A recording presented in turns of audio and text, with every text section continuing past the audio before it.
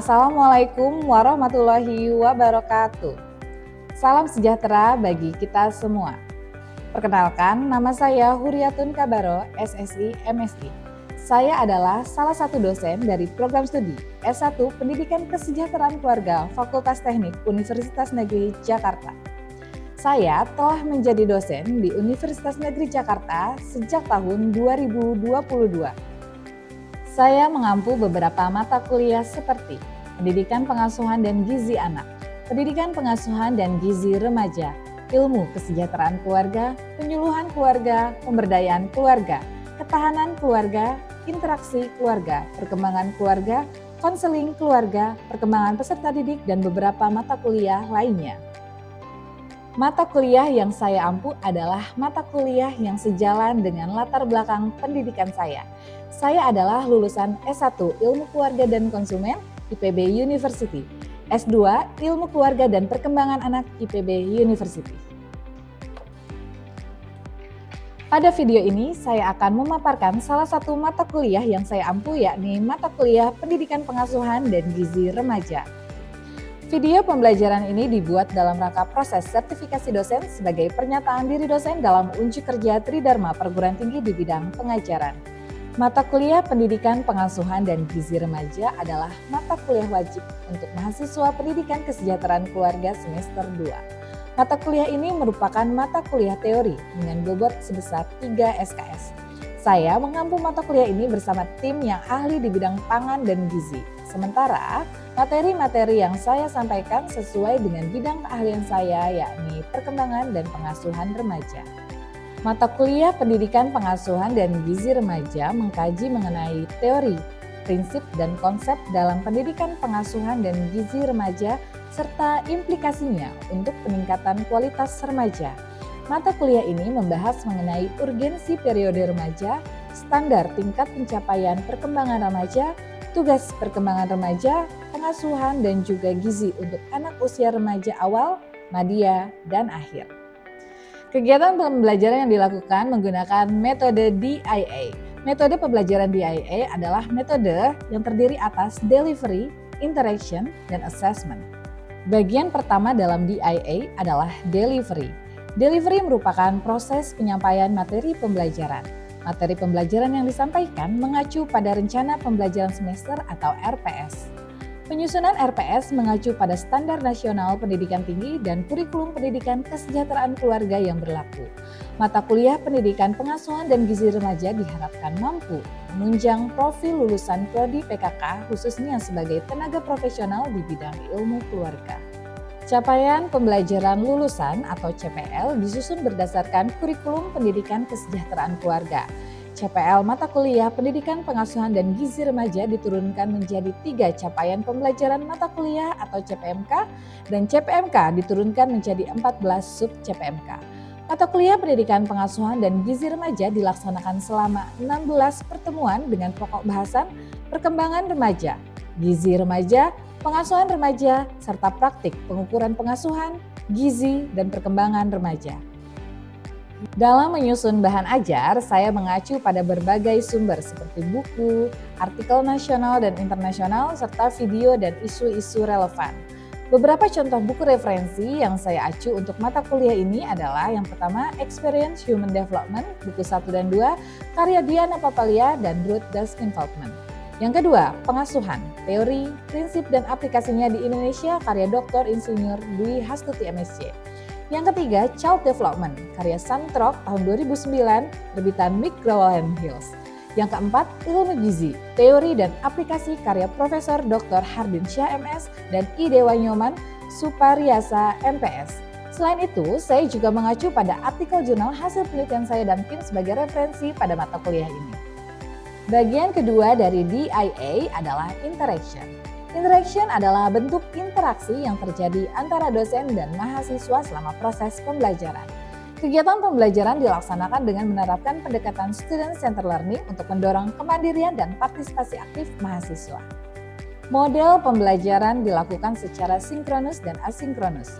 Model sinkronus dilakukan melalui pertemuan tatap muka di kelas dan secara virtual melalui Zoom Meeting. Model asinkronus dilakukan dalam pengerjaan tugas, membaca referensi, menonton video melalui Learning Management System Universitas Negeri Jakarta maupun WhatsApp Group. Bentuk pembelajaran yang diterapkan pada mata kuliah ini diantaranya Flip Classroom, ceramah atau presentasi, diskusi dan tanya jawab, case-based learning, dan project-based learning. Bentuk penugasan pada mata kuliah ini diantaranya 1. Membaca referensi yang terkait dengan topik pada mata kuliah ini, baik dari buku maupun artikel ilmiah nasional dan internasional. 2. Menganalisis isu terkini terkait perkembangan, pengasuhan, dan gizi remaja. 3. Melakukan pengukuran sederhana terkait perkembangan remaja, praktik pengasuhan, dan gizi remaja. Bagian ketiga dari DIA adalah assessment. Assessment adalah penilaian atas pemenuhan capaian pembelajaran mata kuliah. Komponen penilaian dalam mata kuliah ini terdiri atas 1. Aktivitas partisipatif, 2. Pengetahuan yang dilakukan melalui UTS, 3. Case-based learning, dan 4. Project-based learning. Aktivitas partisipatif dinilai dari kehadiran dan keaktifan mahasiswa di kelas. Pengetahuan diukur melalui instrumen tes yang terdiri atas soal-soal terkait materi perkuliahan. CBL dan PBL dinilai melalui laporan dan presentasi. Beberapa aspek yang dinilai dalam CBL dan PBL adalah critical thinking, problem solving, creativity, communication, dan digital skill. Kelulusan mahasiswa dalam mata kuliah ini mengacu pada standar kelulusan yang ditetapkan oleh Universitas Negeri Jakarta. Mahasiswa dapat lulus pada mata kuliah ini jika mencapai nilai akhir pada rentang 56 hingga 100 atau pada huruf mutu C hingga A. Demikianlah pemaparan mata kuliah Pendidikan Pengasuhan dan Gizi Remaja. Berikut adalah cuplikan pembelajaran di kelas. Selamat menyaksikan. Selamat siang. Siang, Ibu. Oke, Assalamualaikum warahmatullahi wabarakatuh. Waalaikumsalam warahmatullahi wabarakatuh. Oke, selamat datang. Ketemu lagi bersama saya di mata kuliah Pendidikan Pengasuhan dan Gizi Remaja. Sekarang kita masuk ke pertemuan ketiga tentang perkembangan psikososial remaja. Sebelumnya, apakah hari ini ada yang tidak masuk? Hadir. Masuk semua ya. Oke, saya catat terlebih dahulu. Oke, sebelum kita memulai perkuliahan kita pada hari ini, alangkah baiknya kita berdoa menurut keyakinan dan agama masing-masing. Berdoa dimulai. Berdoa selesai? Baik, rekan-rekan mahasiswa semua, ada yang tahu minggu lalu kita belajar terkait apa? Perkembangan fisik, bahasa, dan kognitif remaja. Apa yang terlintas di pikiran Anda ketika mendengar perkembangan psikososial remaja? Oke, silakan Fasya. Saya izin coba jawab, Bu. Untuk perkembangan psikososial remaja itu menurut saya tahapan dalam perkembangan diri remaja yang meliputi aspek psikologis. Terima kasih Fasya. Jadi kata Fasya, perkembangan psikososial remaja adalah perkembangan remaja yang berkaitan dengan psikososialnya, dengan jiwanya. Ya, ada yang mau menambahkan? Saya, Ibu. Silakan Anita.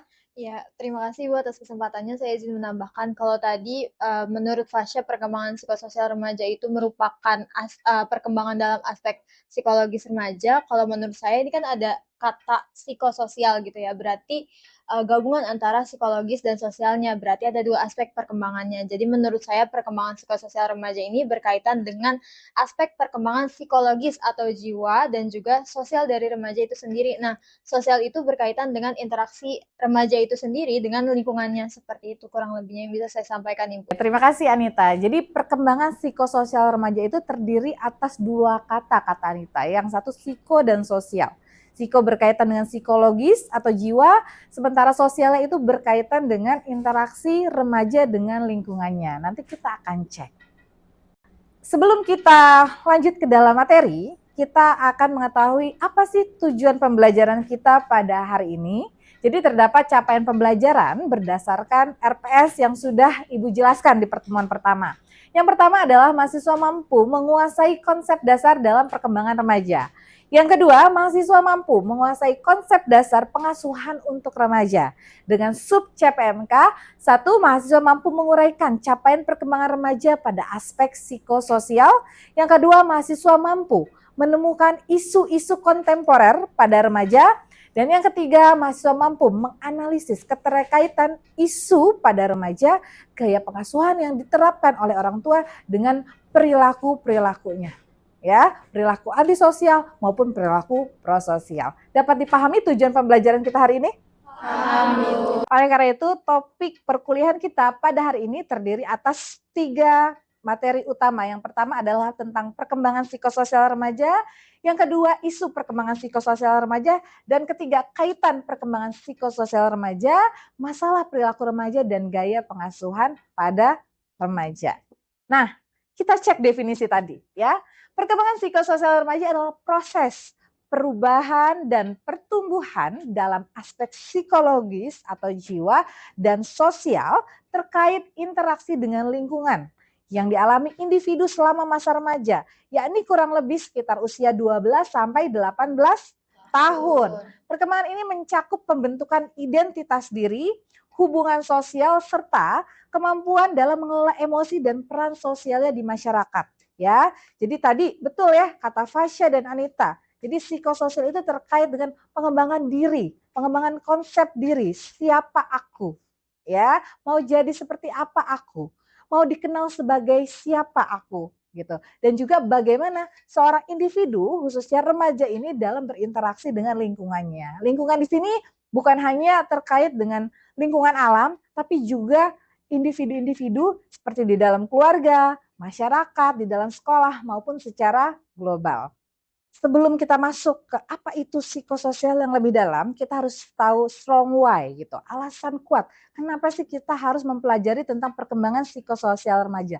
Apa urgensinya? Siapa yang mau berpendapat? Silakan Zafira. Baik Bu, terima kasih atas kesempatannya. Mengapa penting mempelajari perkembangan psikososial remaja? Karena manusia itu kan makhluk sosial ya Bu. Jadi jika pada masa remaja ini perkembangan psikososialnya baik, menurut saya itu akan mempengaruhi pembentukan identitas remaja ini di masa depan. Gitu sih. Oke, Zafira, jadi penting ya, karena remaja itu adalah makhluk sosial yang kedepannya juga akan berbaur dengan masyarakat gitu ya. Jadi bagi menentukan identitas dirinya, siapa dia kedepannya, dan bagaimana membangun harmonisasi seperti itu ya. Jadi apa urgensi kita mempelajari perkembangan remaja? Jadi remaja adalah salah satu tahap perkembangan yang cukup kritis ya, yang harus diperhatikan dari perkembangan manusia sepanjang hayatnya gitu. Karena memang pada tahap remaja manusia mengalami transformasi yang cukup signifikan karena dia adalah masa transisi dari anak-anak menuju dewasa. Sering dikenal juga dengan masa yang penuh gejolak emosi seperti itu ya. Jadi sebagai remaja, mereka juga mencari jati diri untuk membentuk kemandirian. Ya, sudah mulai terlepas dari orang tuanya sehingga dia akan lebih banyak berinteraksi dengan lingkungan sosial yang lebih luas. Nah, lingkungan yang sosial yang lebih luas ini tadi kata temennya belum tentu baik ya, belum tentu baik. Nanti kalau misalnya nggak baik mungkin dia akan berpotensi mengalami krisis identitas. Sehingga kalau krisis identitas tercapai nggak perkembangan psikososialnya? Tidak ya, karena tugas perkembangan psikososial remaja adalah menemukan identitas diri seperti itu. Dan hasil penelitian menunjukkan bahwa keterlibatan orang tua selama masa remaja berpengaruh signifikan pada pencapaian akademik dan perkembangan secara keseluruhan. Jadi perkembangan psikososial ini dikembangkan oleh Erik Erikson. Ini merupakan salah satu grand teori di teori perkembangan manusia. Nah, pada tahap remaja, individu berada pada tahap identity versus role confusion, di mana remaja yang berhasil matang ya melalui kematangan di perkembangan psikososial ini akan menemukan identitas dirinya, jati dirinya, siapa saya. Nah, dasar dia menemukan identitas dirinya itu tidak semata-mata pada tahap remaja saja. Ini merupakan hasil luaran dari kematangan tahap-tahap perkembangan psikososial pada fase-fase sebelumnya. Jadi kok bisa ada remaja yang mampu mengidentifikasikan dirinya, ada remaja yang kebingungan peran gitu. Nanti kita akan analisis sesuai dengan tahap perkembangan psikososial agar lebih tahu. Kenapa sih ada remaja yang mudah sekali ya berperilaku antisosial? Kenapa ada remaja yang cukup prososial bahkan berprestasi seperti itu?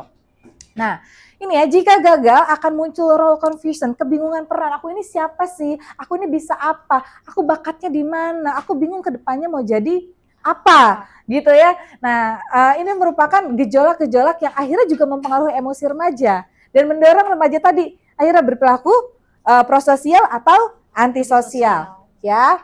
Oke, jadi tujuan perkembangan psikososial remaja yang pertama adalah menemukan identitas diri. Tadi ya, bagaimana remaja bisa melakukan identitas diri itu karena dia tahu, dia punya modal, punya bekal, keterampilan-keterampilan yang sudah dikembangkan di tahap sebelumnya. Yang kedua, mengembangkan kemandirian dan tanggung jawab. Nah, kemandirian dan tanggung jawab ini juga tidak serta-merta instan terbentuk. Itu merupakan proses pembelajaran. Dari yang tadinya pakai sepatu waktu kecil 10 menit, lama-lama direpetisi-repetisi ya, pakai sepatu bisa 5 menit, udah remaja pakai sepatu 1 menit aja cukup. Gitu ya. Nah, itu karena apa? Kemahiran. Sama kayak seorang koki. Seorang koki bisa motong bawang merah dengan kecepatan yang sangat cepat, apakah tiba-tiba langsung bisa motong secepat itu? Tidak. Ada repetisi, ada proses pembelajaran. Karena apa? Dia diberikan kesempatan belajar, ya. Nah, yang ketiga adalah menjalin hubungan sosial yang sehat. Tadi, karena dia tahu siapa dirinya, ya, rendah kebingungan peran, karena punya banyak alternatif pilihan, akhirnya dia menjadi pribadi yang lebih sehat, sehingga ketika berbaur di masyarakat, dia juga akan membangun hubungan yang sehat, komunikasi yang sehat, bahkan punya hubungan yang mutualisme, saling menguntungkan, ya, bermanfaat bagi sesama, sehingga masyarakat senang nggak kalau misalnya kita juga bermanfaat bagi mereka? Senang. Jadi saling menguntungkan satu sama lain. Itulah makhluk sosial yang saling membangun sistem peradaban. Seperti itu ya. Dan yang keempat adalah mempersiapkan diri menjadi individu dewasa yang stabil secara emosi dan sosial. Nah tadi kenapa dibilang stabil secara sosial dan emosi tadi? Karena tadi dia rendah kebingungannya. Mungkin kalau ada kebingungan, derajat kebingungan yang sedikit itu wajar gitu ya. It's okay gitu, nggak masalah gitu. Tapi kalau kebingungannya itu besar, dia nggak pernah belajar keterampilan sama sekali, bingung saya tuh bisa apa ya? Saya tuh mahirnya di mana ya? Minat juga nggak ada ya. Nah, akhirnya dia punya gejolak emosi yang tidak stabil. Nah, inilah yang akhirnya mendorong remaja-remaja ini. Yang satu bisa menarik diri dari lingkungannya, yang kedua mungkin bisa berperilaku anti sosial karena mungkin ya udah bareng sama saya aja gitu ya di circle saya yang akhirnya udah kita bersenang-senang, mungkin merokok atau drinking gitu ya dan sebagainya gitu. Yang akhirnya membuat pribadi remaja itu menjadi tidak sehat ya. Dan itu kan mengganggu masyarakat. Betul ya? Berdasarkan definisi yang tadi sudah kita diskusikan, ya jadi terdapat dua komponen utama dalam perkembangan psikososial remaja. Yang pertama dari sisi psikologisnya, yang kedua sosialnya. Dari sisi psikologisnya berkaitan dengan konsep diri dan harga diri. Siapa saya, mau dilihat seperti apa saya sama orang lain gitu ya, mau berperan seperti apa saya di masyarakat, itu membentuk konsep diri seseorang. Dan kemudian adalah emosi dan regulasi emosi. Tadi ya, orang yang kebingungan terhadap dirinya akan lebih tidak stabil secara emosi. Yang ketiga adalah motivasi, nilai, dan tujuan hidup.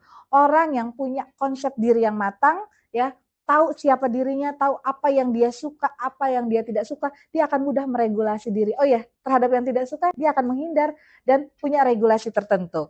Ya, sehingga dia punya nilai, punya value, bagaimana dia bisa menata hidupnya, dan dia punya tujuan hidupnya tadi. Sehingga jiwanya sehat. Ya, karena dia tahu apa yang saya suka, apa yang saya cinta, apa yang membahagiakan diri saya, psikologis, ya, berkaitan sekali sama kesejahteraan psikologis individu. Yang kedua adalah komponen sosial.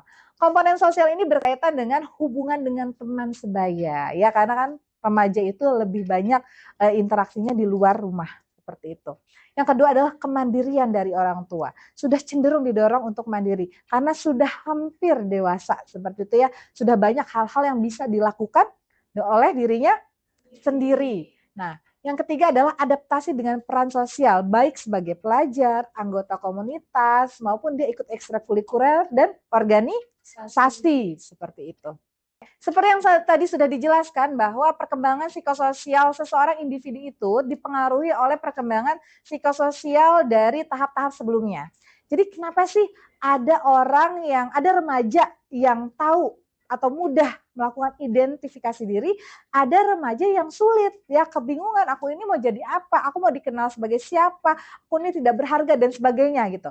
Kenapa ada remaja yang seperti itu? Siapa yang kira-kira bisa mengumpulkan pendapatnya terkait dengan isu tersebut? Saya, Bu. Silakan Anita. Ya, kalau menurut saya kenapa masih ada remaja yang kesulitan untuk mengidentifikasikan dirinya gitu. Tadi Ibu sempat menyinggung bahwasanya perkembangan psikososial itu kan bertahap ya Bu, nggak bisa langsung tiba-tiba, tapi itu dari hasil sebelum-sebelumnya, tahap-tahap perkembangan sebelumnya. Nah, kalau kita mengacu pada teori Erik Erikson tadi itu kan, ya ada tahapan-tahapan yang sebelumnya itu belum matang gitu, sehingga ini bisa berdampak gitu pada perkembangan si remaja itu sendiri, perkembangan psikososial remaja itu sendiri. Nah, perkembangan yang tidak matang ini, perkembangan psikososial yang tidak matang ini dipengaruhi salah satunya oleh pengasuhan gitu, Bu. Kalau misalnya pengasuhannya tidak responsif, tidak positif gitu, maka anak itu akan merasa bahwa, oh, dunia ini tuh nggak aman gitu. Karena ngerasa kayak, saya salah terus gitu, ngerasa bahwa dunia itu tuh nggak aman gitu. Jadi dia muncul gitu mistrust-nya atau rasa ketidakpercayaan pada dunia gitu. Dan rasa ketidakpercayaan pada dunia ini akan menimbulkan rasa keraguan-raguan gitu kan. Ketika anak itu ngerasa ragu gitu, maka ketika ada kesempatan dia untuk berkembang gitu ya, dia cenderung merasa bahwa dirinya itu gampang merasa salah gitu, Bu. Jadi kayak ngerasa guilty-nya ada gitu, dan ketika dia ngerasa guilty, ngerasa bersalah gitu ketika ada kesempatan, dia bukannya memanfaatkan kesempatan itu, tapi cenderung lebih, apa ya, lebih menarik diri gitu, ngerasa bahwa saya nggak bisa gitu, saya nggak punya kemampuan itu gitu, cenderung inferior gitu. Nah, hal ini juga berdampak gitu, akhirnya individu ini tuh bakal kesulitan gitu, bagaimana dia mengidentifikasikan dirinya, apa yang dia bisa gitu, apa kemampuan yang dia punya gitu kan, apa yang dia suka. Jadi itu jawaban dari saya. Terima kasih, sangat bagus dan detail sekali ya Anita ya. Kita kasih applause dulu. Ya, benar ya. Tadi penjelasan Anita sangat detail. Jadi anak yang terlalu lama tumbuh di lingkungan yang penuh keraguan-raguan yang mendorong rasa bersalah karena takut dihukum, takut salah, lebih baik saya diam daripada saya mencoba. Akhirnya dia punya kesempatan yang terbatas atau tidak punya kesempatan dalam mengembangkan keterampilan. Nah, akhirnya keterampilan yang dimiliki rendah. Nah, keterampilan yang rendah ini akhirnya mendorong si anak ini kebingungan dalam mengidentifikasikan diri. Saya bisa apa, saya mau apa, kedepannya saya bisa mengembangkan apa. Jadi seperti itu. Baik, jadi ada isu-isu lain terkait dengan perkembangan psikososial remaja, memang pada umumnya itu berkaitan dengan perilaku antisosial di masyarakat. Seperti bullying, ya, terus tawuran, generasi stroberi, ya, ada yang minum-minum, merokok, ya, dan juga kesulitan dalam bidang akademik. Nah, di sini ada satu isu nih yang menarik nih ya. Gen Z sama dengan generasi strawberry. Kalian setuju nggak? Enggak ya? Kalian Gen Z ya? Iya. Ada nggak Gen Z yang berprestasi? Ada. Jadi kalau orang ada yang bilang bahwa generasi strawberry itu adalah generasi akibat pengasuhan yang ramah anak. Apakah itu betul? Tidak ya. Pada semester 1 di mata kuliah Pendidikan Pengasuhan dan Gizi Anak, kita sudah pernah membahas tentang gaya pengasuhan. Ada yang masih ingat apa saja 4 gaya pengasuhan berdasarkan Baumrin? Masih ingat? Masih. Oke, yang pertama? Otoritarian. Yang kedua? Otoritatif. Yang ketiga? Permisif. Yang keempat? Neglectful. Ya. Biasanya gaya pengasuhan yang direkomendasikan itu apa ya? Otoritatif atau demokratis, seperti itu ya. Terdapat 2 dimensi utama dalam gaya pengasuhan yang dikembangkan oleh Baumrin et al. Yang pertama adalah kehangatan, yang kedua adalah aturan. Jadi kehangatan dan aturan atau kontrol itu harus seimbang. Biasanya yang seimbang itu ada di gaya pengasuhan otoritatif atau demokratis ya. Nah, jadi kalau generasi strawberry bilang, orang-orang bilang bahwa generasi strawberry itu adalah generasi yang merupakan luaran dari pola asuh yang ramah anak, lembek ke anak, sayang anak. Setuju nggak? Enggak ya, biasanya kalau yang generasi strawberry itu kenapa anaknya lebih lembek atau anaknya lebih manja itu karena kurang apa biasanya di dimensi mana? aturan ya. Jadi pengasuhan yang baik juga bukan berarti pengasuhan yang tidak ada aturan, tapi pengasuhan yang ada aturannya gitu. Jadi antara aturan, kontrol, dan kehangatan itu harus seimbang ya. Nah, itulah yang akan membentuk anak dengan perkembangan yang optimal juga. Ini adalah beberapa hasil penelitian dari berbagai sumber ya, dari jurnal-jurnal internasional. Yang pertama adalah ayah yang melakukan gaya pengasuhan otoritatif parenting itu memiliki pengaruh terhadap perilaku anak yang negatif ya. Jadi masalah-masalah perilaku anak yang negatif itu sangat sedikit ditemui oleh orang tua yang menerapkan gaya pengasuhan otoritatif. Ya, jadi cenderung tuh kalau pola pengasuhan ayahnya otoritatif, demokratis, masalah perilaku pada anaknya itu rendah. Ya. Yang kedua adalah ibu yang menerapkan gaya pengasuhan otoritarian atau otoriter, ya, memiliki anak dengan masalah perilaku yang lebih tinggi, gitu. Jadi seolah di rumah tuh anak nurut, ya. Tapi ketika di luar, ya, ini sebenarnya ada dua nih luarannya. Kalau pola anak otoritarian, ada yang satu inferior, yang satu lagi ketika dia nemu teman yang lebih lemah dibanding dia bisa melakukan menduplikasi perilaku yang dilakukan orang tuanya di rumah. Jadi gitu, membuli ya. Jadi merasa ada orang yang lebih lemah dibandingkan saya gitu ya. Nah, yang ketiga adalah ibu yang menerapkan gaya pengasuhan otoritatif akan mempengaruhi perilaku emosi bermasalah pada anak yang lebih rendah gitu ya. Jadi kalau pengasuhan ibunya otoritatif, demokratis gitu ya. Jadi anaknya juga lebih stabil secara emosi karena emosinya dikeluarin dari apa? Dari menyalurkan ide, pendapat ya, dikasih kesempatan berbicara gitu. Jadi emosinya lebih stabil. Seperti itu. Nah, ini ada beberapa lainnya, nanti kalian bisa baca dan gali langsung di artikel jurnal tersebut ya.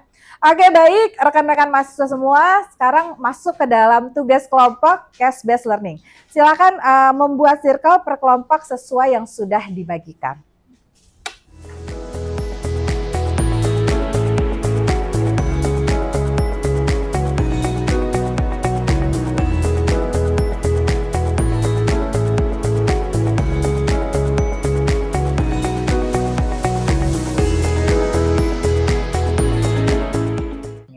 Oke, baik rekan-rekan mahasiswa semua, kita sudah di penghujung pembelajaran. Jadi dari hasil diskusi dan case-based learning yang telah kita lakukan, kita dapat menyimpulkan bahwa perkembangan psikososial remaja ada di tahap apa saja? Pencarian identitas diri versus kebingungan identitas ya. Nah, gaya pengasuhan yang dapat mendukung remaja ini mencapai identitas diri yang maksimal dan optimal adalah gaya pengasuhan otoritatif. Nah, apakah gaya pengasuhan otoritatif hanya gaya pengasuhan yang semata-mata memberikan kehangatan saja? Tidak. Ada apa lagi? Aturan. Jadi antara aturan dan kehangatan harus seimbang ya, karena tadi manusia adalah makhluk sosial, hidup bersosial, harus punya kontrol agar kehidupan bisa lebih harmonis. Baik, demikian perkuliahan kita pada hari ini. Terima kasih atas partisipasi aktif dari mahasiswa-mahasiswa semua. Sampai ketemu di pertemuan minggu depan. Akhir kata saya tutup. Wabillahi taufik wal hidayah. Wassalamualaikum warahmatullahi wabarakatuh.